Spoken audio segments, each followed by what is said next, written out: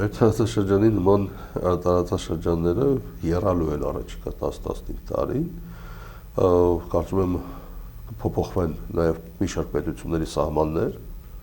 ոչ միայն Հայաստանի սահմանների մասն է խոսքը։ Թրամփը եկավ ասաց, որ իրական քաղաքականությունը ուժի քաղաքականություն է, այսինքն այն, եթե նախկինում այդ դիվանագիտական փաթեթավորումներ էր ներկայացվում, ցանկացած կոմպրոմիսում միշտ էլ ուժեղի կոմպրոմիսն էր։ Մենք ինքը այդ բացահայտ ասաց, իհարկե ինքը շատ էպատաժային կերպար է,